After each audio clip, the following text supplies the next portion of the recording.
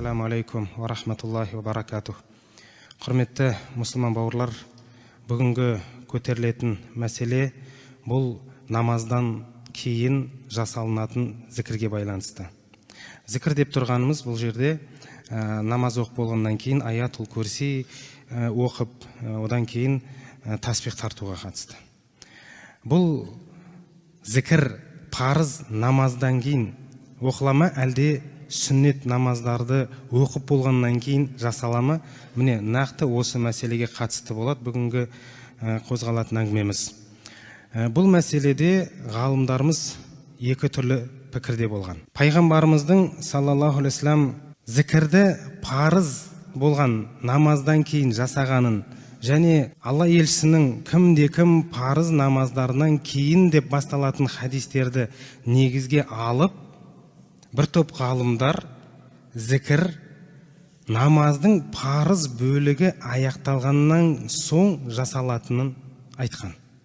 Яғни осы пікірді құптаған.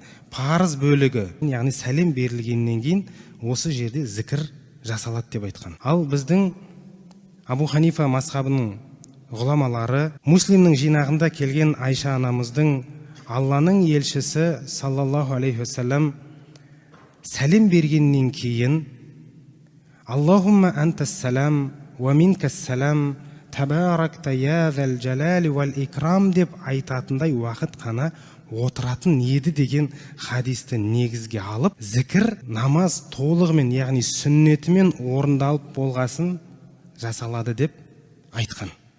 Толығымен намаз өтелгеннен кейін барып зікір жасалады деп айтқан. Себебі ғалымдарымыздың пайымдауынша хадистегі парыз намаздан кейін деген сөзде жалпы намаздың барлығы меңзеледі. Өйткені біздер мысалға бесін намазын оқыдым деген кезде біз парызында меңзейміз және сүннетін оқығанын меңзейміз. Сол үшін зікір сүннетті орындалған соң жасаймыз. Және Абу Хурайрадан риуаят етілген хадисте пайғамбарымыз саллаллаху алейхи вассалам мән саббаха фи дубури кулли сола деген сөзбен басталатын хадисте мағынасында кімде-кім әр намаз соңында, парыз намаз деп тұрған жоқ, әр намаз соңында 33 рет субханалла, 33 рет альхамдулилля, 33 рет Аллаху акбар деп айтып, 100-шіде ла илаха иллаллах вахдаху ла шарика лах лахул мульк ва лахул хамд ва хуа аля кулли шайин қадир деп айтса, оның күнәлары теңіздің көбігіндей болса да кешіріледі деп айтқан хадис біздің пікірді қолдайды екен. Яғни қандай? Намаздың соңында, парыздың соңында емес, толық намаз оқып болғаннан кейін зікір жасалатынын құптап отыр. Енді біздің жасап жатқан әрекетіміз екі хадиске сәйкес келеді екен. Қалайша? Яғни біз екі хадиске амал етеміз.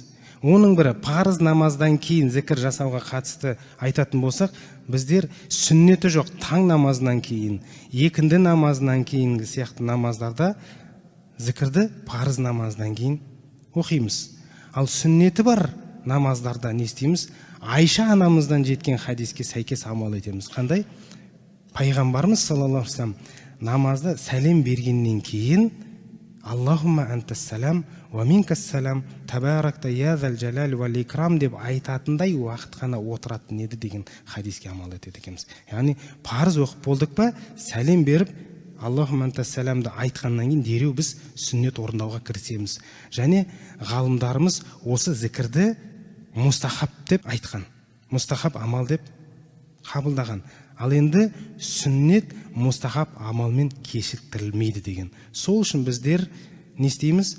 Зікірді намазымызды толық өтеп болған соң жасайды екенбіз. Және сүннетке сай осылай деп есептейміз. Алла Тағала баршамызға пайдалы ілім беріп, сол ілімге амал етуімізге нәсіп етсін.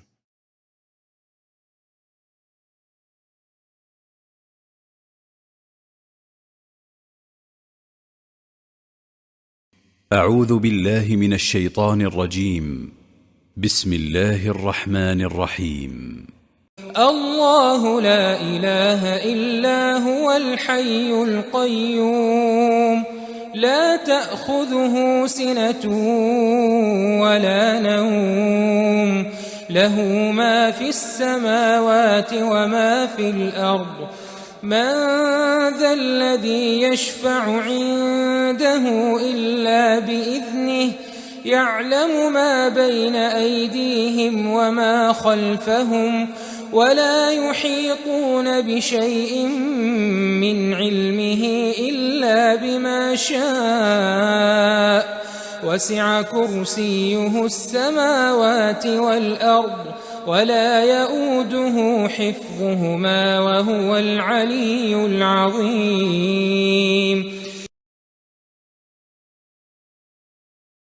سبحان الله.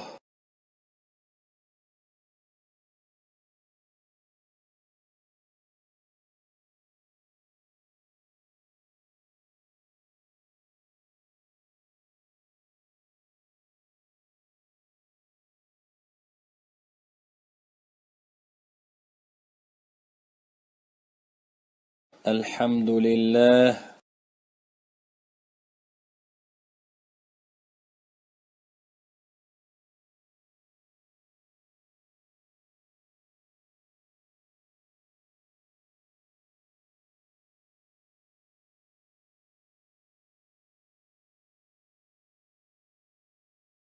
الله أكبر.